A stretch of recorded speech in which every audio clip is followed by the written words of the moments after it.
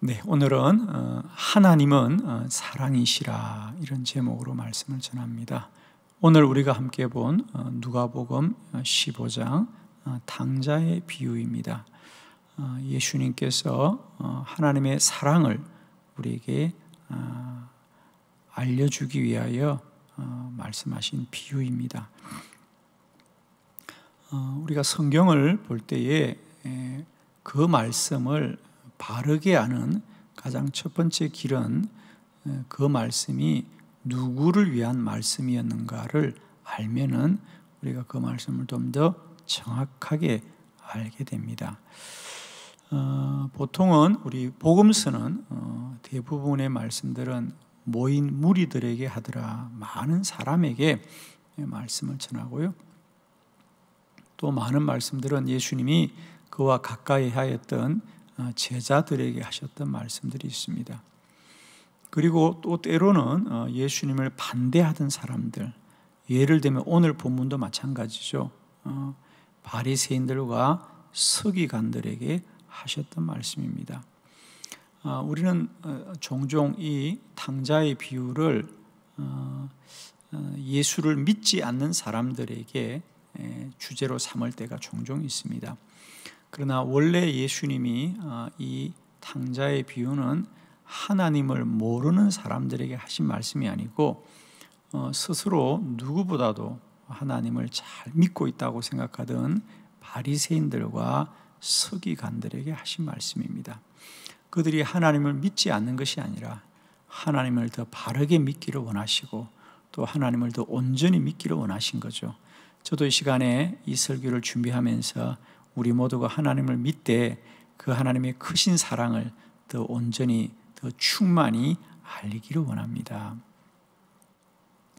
우리가 가정에서도 자녀들이 부모님의 사랑을 많이 받고 자란 자녀들, 또 부모님의 사랑을 느끼는 자녀들은 언제나 모든 어려움들을 다 견디고 이깁니다, 여러분. 왜? 부모님의 사랑을 확신하기 때문에. 그와 같이 우리 믿음의 사람들은 하나님의 사랑을 알고 깨닫는 사람들은 어떤 어려움도 넉넉하게 이기게 될 줄 믿습니다. 이 시간에 우리는 어떤 은혜보다도 하나님이 나를 사랑하십니다.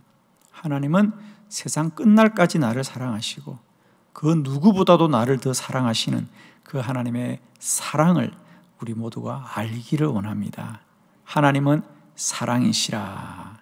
하나님은 저와 여러분을 사랑하시는 분이십니다. 오늘 예수님이 말씀하신 탕자의 비유를 통하여 아버지가 그 아들을 얼마나 사랑하였는지 그 사랑을 통하여 하나님이 우리를 이와 같이 사랑하심을 우리가 알기를 원하고, 오늘 이 말씀이 증거되고 우리가 모두가 듣고 함께 나눌 때에 하나님이 나를 사랑하심을 우리 심령 깊은 곳으로부터 고백하고 시인할 수 있기를 바랍니다. 자, 오늘 탕자의 비유를 통하여 하나님의 세 가지 사랑을 알기를 원합니다. 첫 번째, 아버지는 그 아들을 처음부터 사랑하였습니다. 누가복음 15장 13절의 말씀입니다. 다 같이 합독합니다. 시작. 그 후 며칠이 안 되어 둘째 아들이 재물을 다 모아가지고 먼 나라에 가 거기서 허랑방탕하여 그 재산을 낭비하더니. 아멘. 우리가 지금까지 이 탕자의 비유의 초점이 탕자가 아버지 집을 떠났다가 그가 가진 것을 다 잃고 다시 아버지 집으로 돌아왔을 때에 아버지가 그를 용서하고 사랑하여 주었다라는 것에 초점을 맞추었습니다. 그래서 우리도 아버지 집으로 돌아가면 아버지가 사랑하고 우리를 용서하실 겁니다. 돌아가야 하나님이 사랑하십니다. 자, 이런 주로 우리가 초점으로 말씀을 나누었습니다.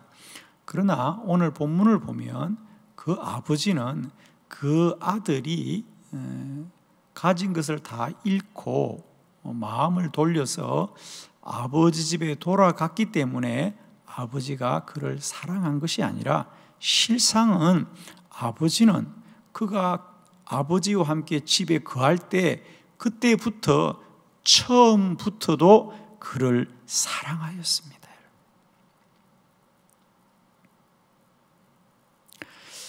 자, 우리가 조금 한번 생각해 봅시다. 사실 그는 아버지 집을 떠나서 그가 가진 것을 허랑방탕하고 그 재산을 낭비한 것이 잘못이다, 이런 생각을 참 많이 합니다, 우리가. 그러나 그 아들은 아버지 집을 떠난 이후부터가 잘못된 게 아니고요, 실상은 아버지 집에 있을 때도 여전히 불의하였습니다. 자, 첫 번째로는 그가 아버지에게 유산을 달라고 하는 것이 얼마나 아버지에게는 큰 아픔이었습니까? 우리가 유산이라는 것은 아버지가 죽을 때에 자녀들에게 물려주는 것인데, 이 아들은 아버지가 살아있음에도 불구하고 자신의 몫을 달라고 하는 것은 아버지를 부인하는 거거든요. 이제 아버지는 나에게 필요치 않습니다. 다만 아버지의 재산이 필요하다는 거죠. 그러나 아버지는 그 아들을 사랑하기 때문에 그 아들의 불의함에도 불구하고 그 아들의 청을 들어주는 것이 첫 번째 일이었고요. 두 번째, 오늘 성경을 통하여, 오늘 본문을 통하여 우리가 더 가슴이 아픈 것은 그렇게 해서 아버지가 힘들게 유산을 물려주었다 그랬습니다. 자, 그 후, 오늘 본문에 보면 그 후 며칠이 안 돼요. 여기에는 참 여러 가지 의미가 있어요. 아버지는 참 마음이 힘들고 어렵죠. 그리고 그렇게 재산을 아들 몫으로 떼어 주었다는 겁니다. 그런데 성경은 그렇게 며칠이 안 되어서 아들이 아버지로부터 받은 그 재물을 다 모아 가지고 그랬어요. 아버지가 그에게 준 재물을 다 모았다는 거예요. 그게 무슨 뜻이죠? 다 모았다. 그렇죠. 이제 아버지가 자녀에게 유산을 상속하려면 돈만 주는 건 아니지 않겠습니까? 논도 있고 밭도 있고 또 키우던 양도 있고 여러 가지 그에게 나누어 주었을 겁니다. 그런데 그 아들은 그 재물을 다 모았다는 얘기는 뭐냐면 그런 것들을 다 돈으로 바꾸었다, 이런 뜻이에요. 돈으로 다 바꾼 겁니다.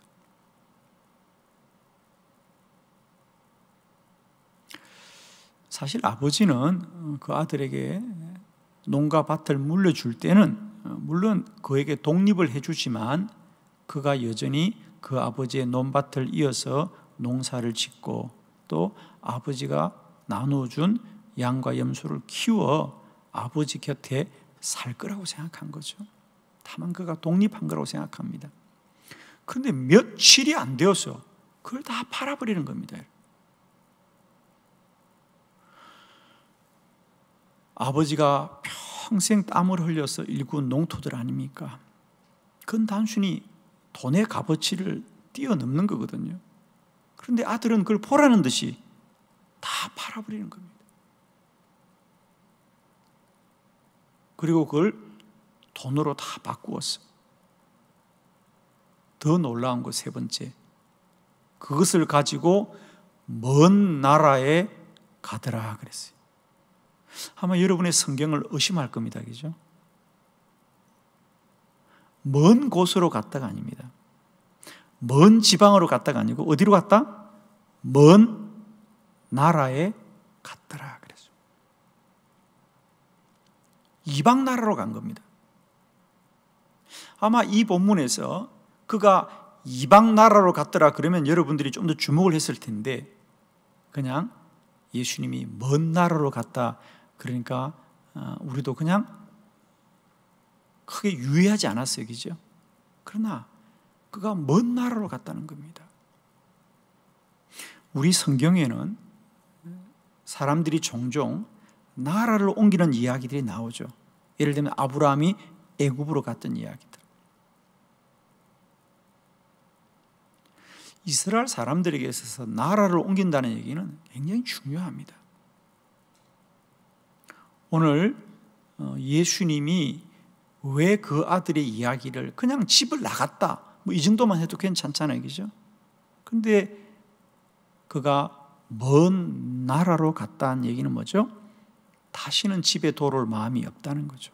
아버지의 관계를 영원히 끝내겠다는 거예요. 그러니 아버지의 마음이 얼마나 안타깝겠습니까?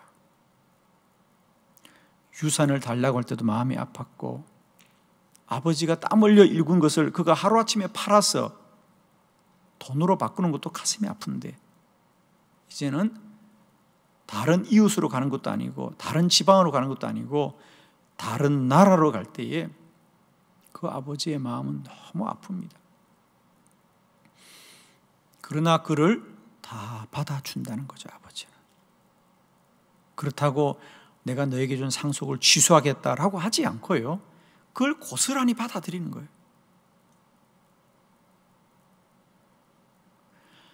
아버지는 그가 집을 나갔다가 마음을 돌이키고 돌아왔기 때문에 사랑한 것이 아니라, 아버지는 처음부터 그 아들이 이 집에 있을 때부터 아버지의 마음을 아프게 함에도 불구하고 그가 아버지를 아프게 하는 것보다 아버지가 그를 사랑하는 사랑이 더 큰 사랑이었어요. 하나님은 저와 여러분을 처음부터 사랑하시고, 우리가 불의할 때도 사랑하시고, 우리가 하나님의 원수일 때도 하나님은 저와 여러분을 사랑하시는 하나님이신 줄로 믿습니다. 두 번째, 그 아버지는 아들을 사랑하되 간절하게 사랑하였습니다. 누가복음 15장 20절의 말씀입니다. 다 같이 합독합니다. 시작. 이에 일어나서 아버지께로 돌아가니라. 아직도 거리가 먼데 아버지가 그를 보고 측은히 여겨 달려가 목을 안고 입을 맞추니. 아멘. 두 번째, 아버지는 그 아들을 사랑하되 간절하게 사랑하였더라. 사실은 저는 이 설교를 준비하면서 이 두 번째 대지, 소대지의 중간 제목을 어떻게 잡을까? 첫 번째로 처음부터 사랑하였습니다. 그건 제가 전하고 싶은 말에 꼭 맞았어요. 근데 두 번째로 그 아들이 다시 아버지 집으로 돌아올 때 그를 맞이해 주는 이 아버지의 사랑을 어떤 사랑이라고 말해야 될까? 그래서 제가 지금은 그냥 간절하게 사랑하였습니다라고 했는데, 제가 중간에는 그 소대지의 제목을 아버지는 아들을 애타게 사랑하였습니다, 뭐 이렇게도 정해보았는데 썩 제 마음에 들지가 않는 거죠. 지금도 마찬가지입니다. 제가 이 말씀을 드리는 것은 그 아버지가 아들을 향한 사랑이 간절하다는 말도 저는 그렇게 썩 마음에 와닿지는 않아요, 여러분. 그러나 오늘 정말 저는 기도합니다. 이 언어를 초월하는 하나님의 사랑이 저와 여러분들에게 느껴지기를 원합니다. 그 아버지가 아들을 향한 사랑은 정말 애끓는 사랑이라는 거죠. 자, 오늘 본문에 보니까 이제 아들이 다시 집으로 돌아옵니다. 그죠? 돌아오는데 아버지가 그 아들을 집에서 맞이하지 않아요. 그죠? 집에 있는데 어느 날 아들이 찾아왔더라. 그게 아닙니다. 어느 늦은 밤에 아들이 문을 두드리더라. 그게 아니고요. 오늘 본문에 보니까 아들이 아버지께로 돌아가니라. 아직도 거리가 먼데, 즉 아버지 집에 도착하려면 아직도 한참을 더 가야 하는데 아버지가 그 아들을 먼저 보고 달려와서 그를 맞이해 주더라 그러잖아요. 이 본문을 보면서 우리 모두는 아버지가 우연히 아들을 발견했다고 생각하는 사람은 아무도 없죠.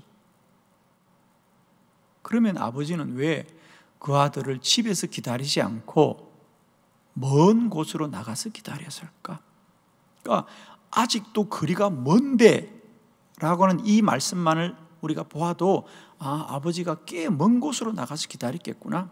최소한 그 마을보다는 더 먼 곳으로 나가서 아들을 기다렸겠구나 라고 우리가 느껴지잖아요. 그러면 왜 그랬을까요? 아버지는 그냥 편안히 집에서 기다리지 않으시고 왜 날마다 마을보다 더 먼 곳에 나아가서 아들을 기다렸을까? 오늘 이 시대를 사는 우리들은 이 말씀을 알기가 참 어렵습니다.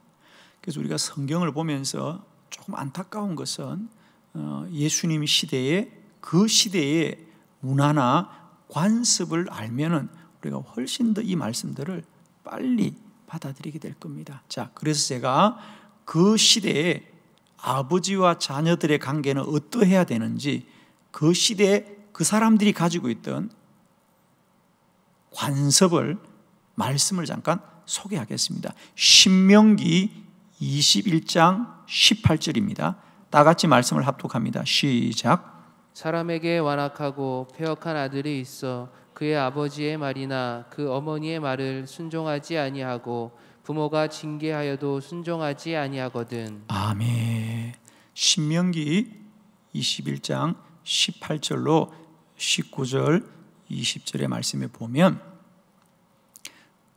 이스라엘 사람들은 어느 집에 아들이 그 아버지나 어머니의 말을 순종하지 아니하면 그 아들은 아버지가 혼을 내는 것이 아니라 그 마을 사람들이 그 아들을 돌로 쳐 죽여라고 이미 규례로 정하여져 있는 겁니다.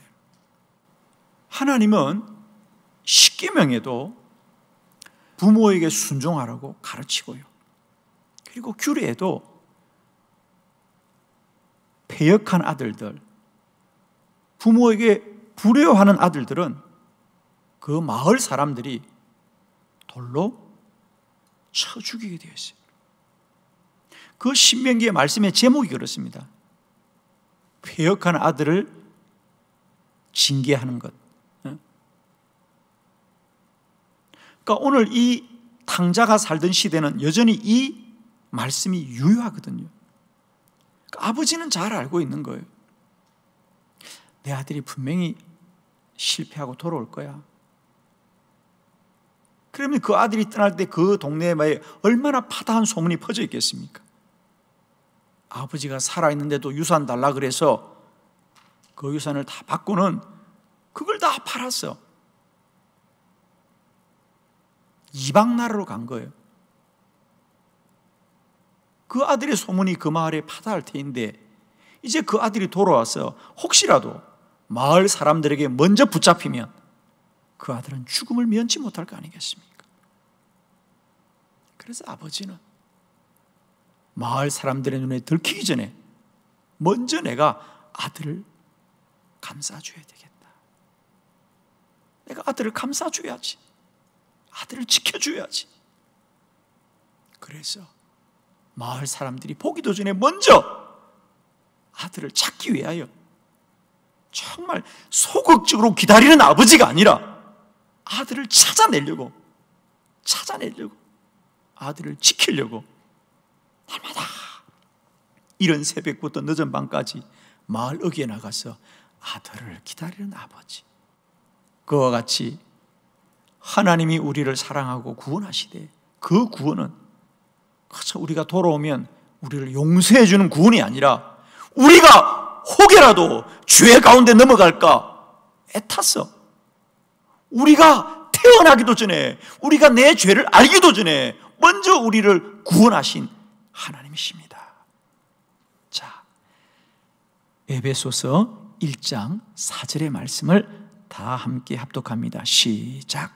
곧 창세전에 그리스도 안에서 우리를 택하사 우리로 사랑 안에서 그 앞에 거룩하고 흠이 없게 하시려고. 아멘. 하나님은 창세전에 그리스도 예수를 통하여 우리를 택하시고 우리를 그 사랑 안에서 거룩하고 험없게 하셨더라. 우리의 구원은 하나님의 사랑입니다. 애끓는 사랑입니다. 그 사랑이 날마다 우리 안에 고백되어지고 깨달아지시기를 그리스도 예수 이름으로 축원합니다. 세 번째, 아버지의 사랑은 전심으로 사랑하였습니다.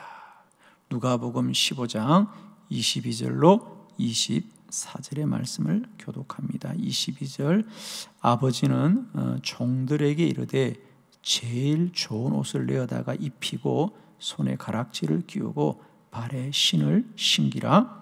그리고 살진 송아지를 끌어다가 잡으라. 우리가 먹고 즐기자. 이 내 아들은 죽었다가 다시 살아났으며 내가 잃었다가 다시 얻었노라 하니 그들이 즐거워하더라. 아멘. 세 번째로 오늘 아버지는 그 아들을 사랑하되 그냥 사랑하신 것이 아니고 온 마음을 다해 사랑하더라. 우리는 다시 한번 이 본문을 대하면서 이 본문은 있었던 사실이 아니고요, 예수님이 만든 이야기입니다. 비유이거든요. 그러면 예수님은 그 아들이 그렇게 아버지에게 유산을 받아서 먼 나라로 갔다가 허랑방탕하고 그 땅에 흉년이 들어서 그가 다시 아버지 집으로 돌아오자 아버지가 그를 용서하여 주었습니다. 그래도 되거든요. 그런데 주님은 그 용서가 그냥 소극적인 용서가 아니고요, 적극적으로 그 아들을 환대하고 환영하였더라는 거예요. 그냥 아버지가 겨우겨우 어쩔 수 없이 그를 받아주고 용서해 준 것이 아니라 아버지가 더 적극적으로. 그래서 첫 번째로 보니까 그가 집에 들어오자마자 종들에게 큰 소리로 말합니다. 내 아들을 위하여 제일 좋은 옷을 내어다 입혀라. 제일 좋은 옷을 내어 입혀라. 그 말은 무슨 얘기입니까? 집을 나간 아들을 위해서 아버지는 여전히 여러 벌의 옷을 준비해 두었구나. 그 전에 입던 옷 입혀라 그게 아니잖아요, 그죠? 예전에 입고 있던 옷 입혀라 그게 아니고요, 제일 좋은 옷을 입혀라. 준비해 둔 여러 벌의 옷 중에 가장 좋은 것을 입혀라. 두 번째로 그의 손에는 가락지를 끼워주라. 여러분, 이런 아시죠? 가락지라는 것은 그 손가락에 꼭 맞는 거야 됩니다, 그죠? 그 얘기는 뭡니까? 그 아들만을 위하여 꼭 맞는 가락지를 준비해 두시고 늘 그 날을 기다리고 있었던 거죠. 세 번째로 그의 발에 신을 신겨라 그래요. 성경에서 신을 신는다는 얘기는 단순히 신발을 신는 어떤 기능의 문제가 아니라 그건 그 당시 사회적인 의미가 있죠. 그 당시 노예들은 다 맨발로 다녔습니다. 그래서 그 사람을 보면 그가 신을 신었으면 그건 주인이에요. 근데 그가 맨발로 다니면 다 종들입니다. 아버지는 그 아들을 가장 먼저 그에게 신발을 신겨라. 왜? 그 아들은 아버지 이야기를 합니다. 내가 아버지 집의 종이라도 내가 삼아달라고 할 때 아버지가 단호하게 선포하는 거예요. 너는 내 아들이다. 너는 종이 아니다. 너는 내 아들이다. 선포하는 겁니다.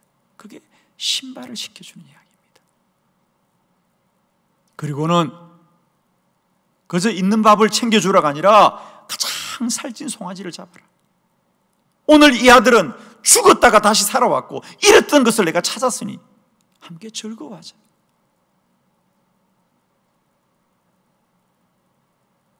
어떤 마음이세요? 그렇습니다. 아버지는 그 아들을 전심으로 기뻐하는구나. 온 마음을 다하여 사랑하는구나.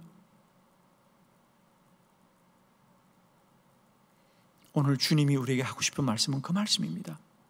하나님은 우리를 어쩔 수 없이 사랑하는 분이 아니라 우리가 용서를 빌어야만 사랑하는 분이 아니라 아들이 집을 나가서도 아버지는 여전히 그 아들을 기다리면서 그 아들을 사랑하고 그 아들을 위하여 좋은 옷들을 지어놓고 가락지를 준비해놓고 그가 들어올 때 잔치를 베풀어주는 그 아버지를 통하여 우리가 깨닫게 되는 것은 뭐죠? 아버지는 아들을 온 마음을 도하여 사랑하시는 분이고, 우리가 똑같은 인간관계를 맺고 살지만은 상대방으로부터 그래, 이 사람은 정말 나를 전심으로 사랑하는구나, 마음을 다하여 사랑하는구나 라는 것을 알 때 우리는 비로소 큰 용기와 힘을 갖게 되는 거거든요. 사랑하는 성도 여러분, 하나님은 저와 여러분을 사랑하되 소극적으로 사랑하신 분이 아닙니다. 우리가 용서를 구해야 사랑하시는 분이 아니라 우리가 불의하고 아버지 집을 떠났을 때라도 우리를 사랑하시는 하나님이시다. 우리를 사랑하시되 온 마음으로 사랑하는 하나님입니다. 저는 오늘 이 말씀을 듣는 사랑하는 성도 여러분들 가슴 속에 이 하나님의 사랑이 누려지기를 원해요. 그저 예수님이 독생자 예수 그리스도를 보내주셔서 하나님이 예수 그리스도를 통해 우리를 구원했다는 이 교리적 신앙, 하나님의 사랑이 교리적으로만 알아지는 것이 아니라 그 사람이 오늘도 생명력을 가지고 저와 여러분의 심령 속에 역사하는 사랑이 되기를 원합니다. 하나님이 세상을 이처럼 사랑하사 독생자를 주신 것입니다. 그가 예수 그리스도 주신 것은 방법이 아니라 사랑입니다. 하나님은 사랑이시라. 하나님은 나를 사랑하시는 하나님이시다. 에베소서 2장 4절로 5절의 말씀을 교독합니다. 4절, 긍휼이 풍성하신 하나님이 우리를 사랑하신 그 큰 사랑을 인하여 허물로 죽은 우리를 그리스도와 함께 살리셨고 너희는 은혜로 구원을 받은 것이라. 아멘. 하나님이 우리를 사랑하신 사랑은 큰 사랑입니다, 여러분. 어떤 사랑이냐? 허물로 이미 죽은 우리를 그분은 예수 그리스도로 살려주신 겁니다. 오늘 마치 이 아버지가 내 아들은 그냥 아들이 아니라 죽었던 아들이 다시 살아난 거라고 말합니다. 그것을 아버지는 전심으로 기뻐합니다. 하나님은 사랑이시라. 하나님은 저와 여러분을 이렇게 사랑하시는 하나님이십니다. 어떤 환난과 고난 가운데도 낙심하지 말고 낭망하지 말고 아버지는 나를 이렇게 사랑하는 아버지라고 깨달았던 아들처럼 우리 다시 한번 오늘 이 말씀을 통하여 하나님의 그 크신 사랑하심이 우리의 심령 가운데 깨달아지고 누려지시기를 그리스도 예수의 이름으로 축원합니다.